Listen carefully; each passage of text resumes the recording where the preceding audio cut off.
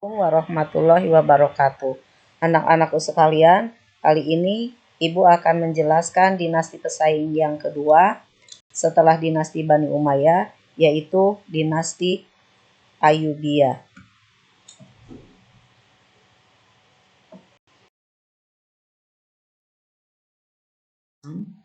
Dinasti Ayyubiyah ini didirikan oleh beberapa orang di tempat-tempat yang berbeda.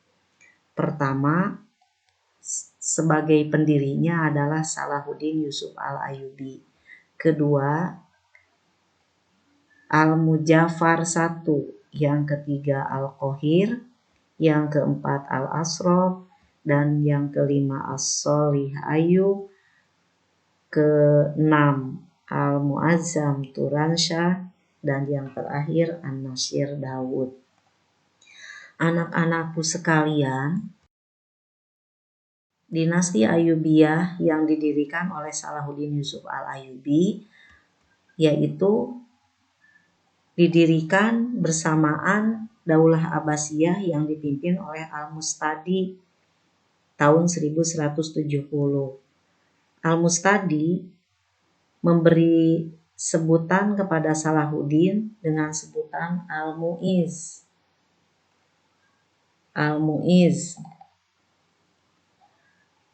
Kemudian Salahuddin ini mendirikan dinasti Ayyubiyah pertama kali di wilayah Mesir tahun 1171.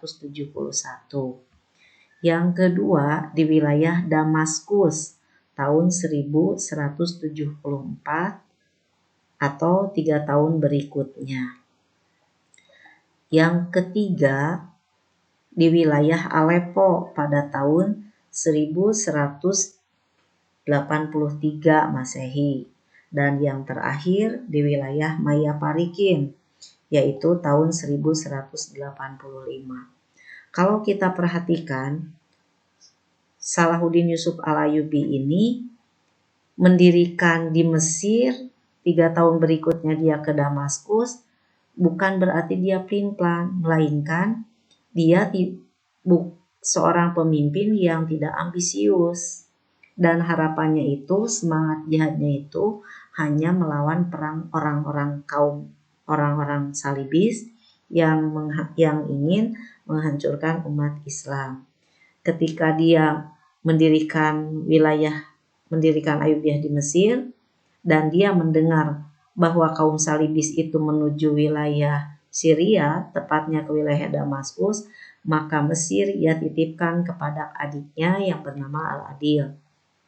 Kemudian dia menuju Damaskus dan mendirikan dinasti Ayyubiyah di Damaskus. Ketika dia berada di Damaskus, dia mendengar bahwa kaum salibis tengah memporak-porandakan kaum muslimin di wilayah Aleppo.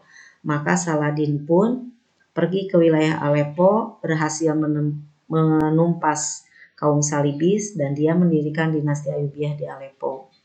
Yang terakhir, ketika dia berada di Aleppo, dia mendengar kaum salibis ini leburkan atau memporak-porandakan kaum muslimin di Mayaparikin, maka dia pun pergi ke Mayaparikin. Setelah berhasil, kemudian dia mendirikan dinasti Ayyubiyah di Mayaparikin. Selain Salahuddin Yusuf al-Ayyubi, pendiri adalah satu Al-Muzaffar.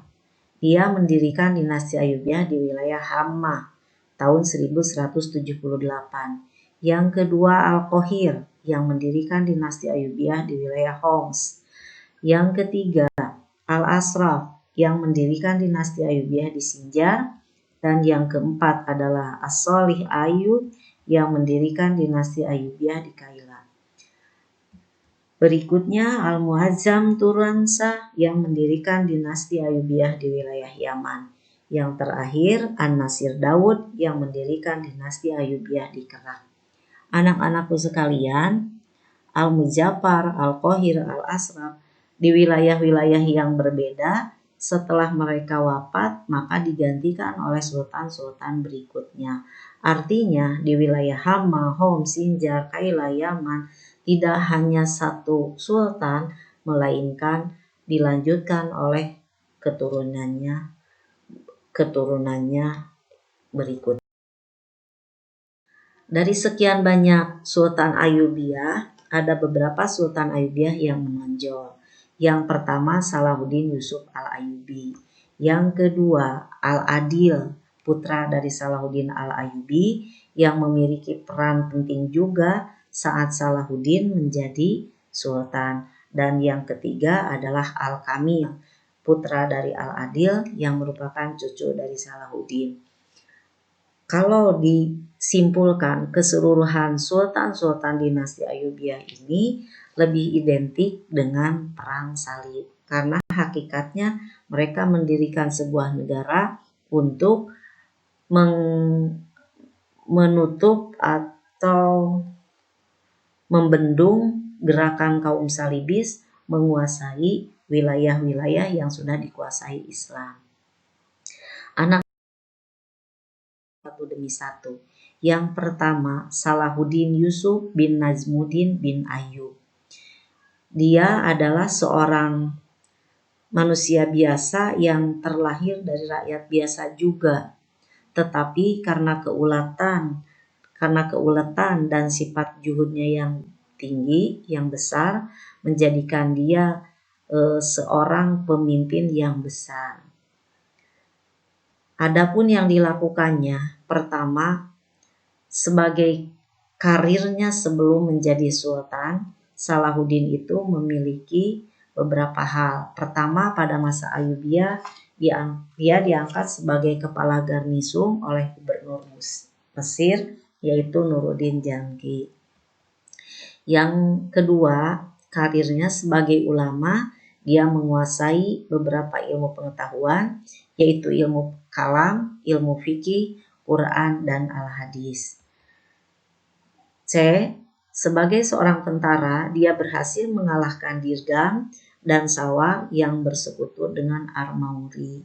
Amauri ini adalah dari kaum Salibis. Sedangkan Dirgam dan Sawar merupakan pemimpin-pemimpin yang ada di Mesir.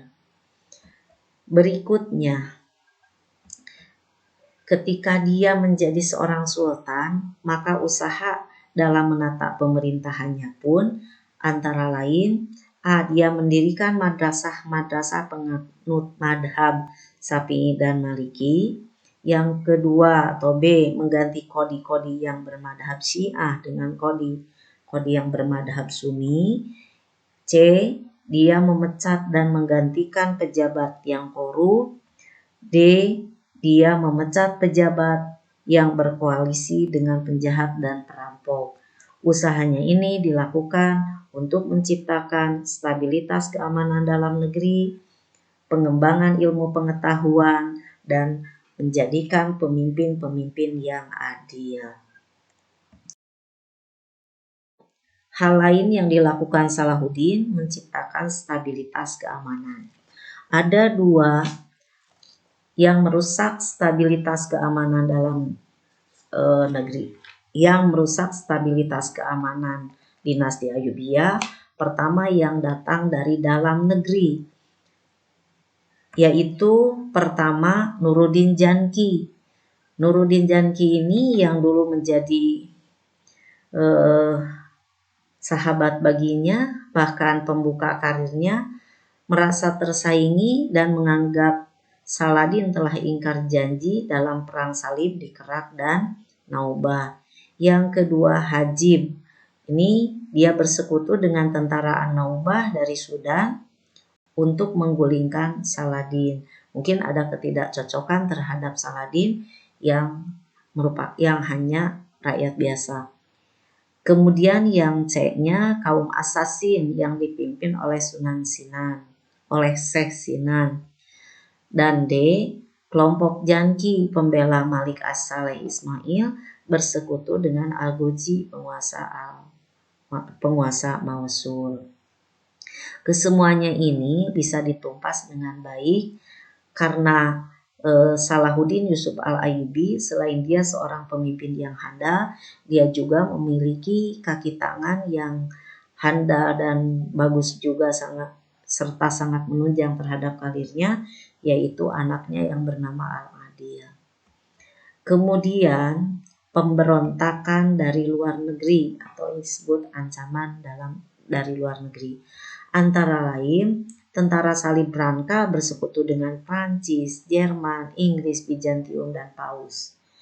Mereka mengumandangkan perang salib sehingga perang salib itu dipelopori oleh Almarik, Raja Yerusalem, Amalrik Raja Yerusalem, Badulin IV, putra Almarik I, kemudian Rainald de Chatillon, penguasa Benteng Kerak, dan yang D Badulin V. Sama ini merupakan Raja Yerusalem. Kesemuanya bisa ditumpas dengan baik. Perang ini tidak berakhir di situ, tapi dilanjut oleh Clement, pengganti Gregory yang dibantu oleh penguasa-penguasa Nasrani lain, seperti Pangeran Philip atau Kerajaan Philip II, ini Raja Prancis, Richard I, Raja Inggris, kemudian William, Raja Sisilia, dan terakhir Frederick Barbarossa atau ada juga yang menyebutnya Barbarossa, ini Kaisar Jerman.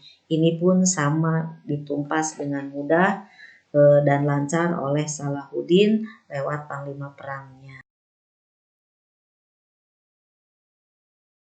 Dia menonjol berikutnya adalah Al-Adil Saifuddin Abu Bakar. Sudah Ibu jelaskan tadi, ini anaknya Salahuddin. Prestasi yang dicapai sebelum dan saat ia menjadi sultan antara lain memimpin pasukan ekspedisi militer Sirkuh ke Mesir tahun 1168. Kemudian yang kedua memerintah di Mesir atas nama Salahuddin. Tadi sudah Ibu jelaskan bahwa Salahuddin itu bukan seorang yang ambisius, tetapi dia lebih mengedepankan kepentingan agama dan negaranya. Yang ketiga, berhasil mengumpulkan sumber daya manusia dan sumber daya alam untuk menghadapi pasukan salib pada tahun 1186. 4. Al-Adil ini pernah menjadi gubernur di wilayah utara Mesir pada tahun 1192. Berikutnya dia berhasil menumpas pemberontakan Ijudin di Mosul. Keenam, dia sebagai penengah perselisihan kedua anak Saladin Yusuf, yaitu Al-Ajid dan Al-Abdal. Keduanya memperebutkan singgasana dan Al-Adil menentukan bahwa Al-Abdallah yang harus menjadi sultannya. Kemudian 7, dia kemudian diangkat lagi menjadi gubernur tetapi di tempat yang berbeda, yaitu di wilayah Syria. Asalnya di Mesir, jadi di Syria. Dan menjadikan wilayah Syria ini atau Syam atau Suriah sekarang sebagai basis kekuatan untuk memperluas kekuasaannya. Yang kedelapan, dia memperkuat pertahanan militer untuk menghadapi perang salib di Mesir dan Palestina.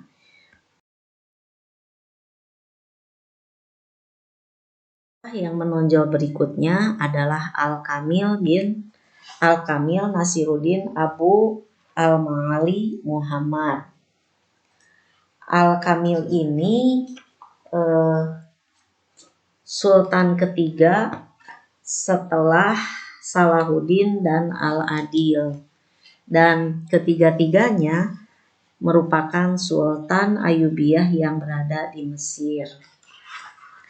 Adapun hal-hal yang dilakukan oleh Al-Kamil adalah yang pertama, prestasinya yang dicapai di masa kepemimpinannya. 1. Memimpin pertahanan menghadapi pasukan salib dan mengepung kota Dimyah atau Damietta.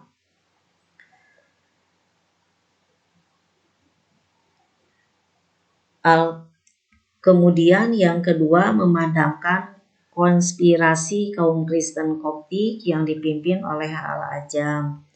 Yang ketiga, memukul mundur pasukan salib yang menuju Kairo. Dan yang berikutnya adalah menyepakati perdamaian selama 10 tahun kepada Raja Frederick II.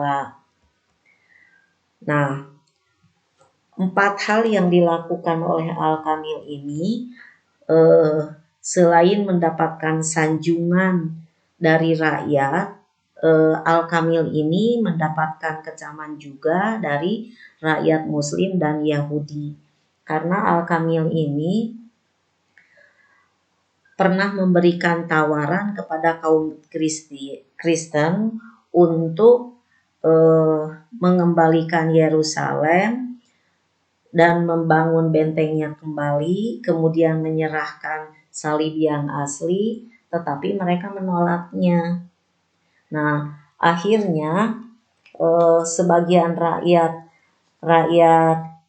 Mesir ini menjadi kesusahan ketika ditimpa wabah penyakit dan akibat banjir Sungai Nil yang menyerang rakyatnya. Nah, kemudian Al-Kamil membuka bendungan Sungai Nil di wilayah yang lainnya sehingga menjadi bumerang bagi kaum salibis. Kejadian itu ke wilayah yang dikuasai oleh kaum salibis, sehingga kejadian ini memaksa kaum salibis untuk menerima perjanjian perdamaian dengan Al-Kamil. Nah, kemudian Al-Kamil ini menyepakati perdamaian selama 10 tahun. Isi perdamaiannya itu mengembalikan Yerusalem dan kota-kota suci lainnya kepada pasukan salib.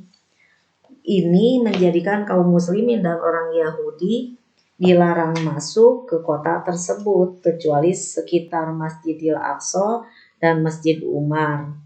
Perjanjian ini tentu saja ditentang baik oleh kaum muslimin ataupun oleh kaum Kristen itu sendiri. Al-Kamil pun dicaci maki oleh rakyat dan oleh kawan dan oleh lawannya.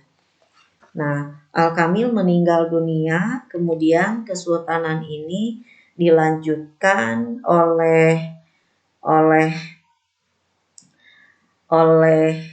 istri As-Soli. Ketika As-Soli meninggal, maka istrinya yang diangkat menjadi sultanah.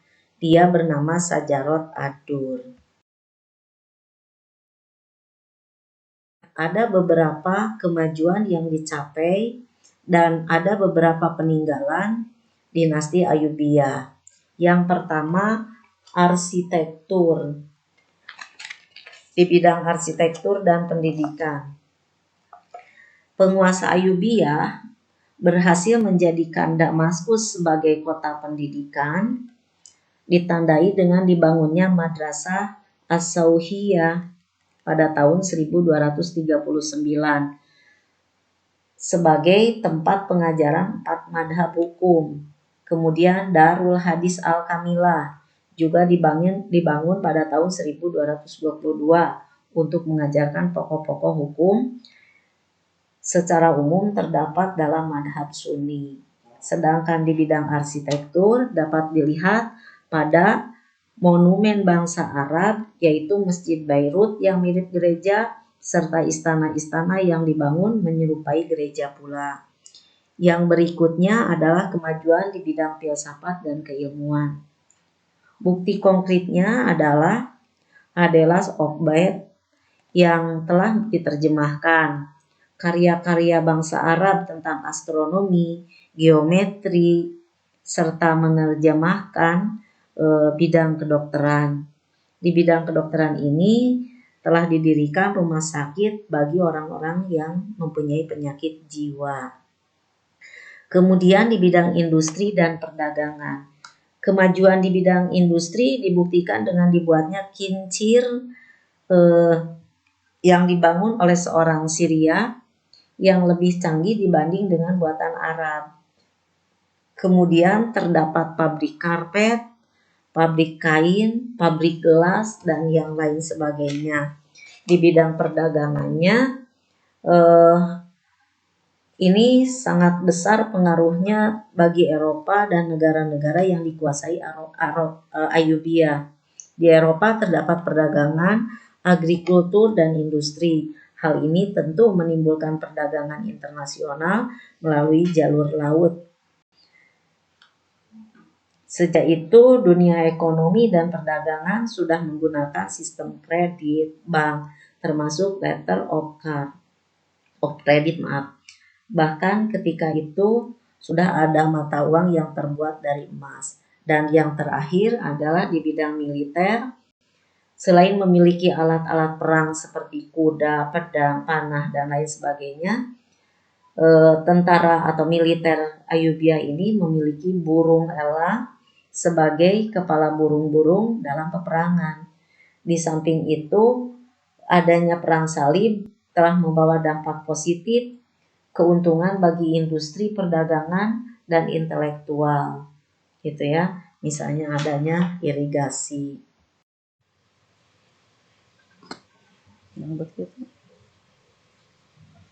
Ralat, maaf anak-anak.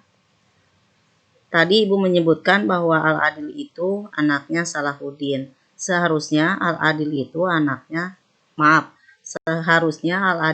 adalah saudara Salahuddin. Al-Adil mempunyai anak yang bernama Al-Kamil, sedangkan Salahuddin mempunyai anak Al-Aziz dan Al-Afdal.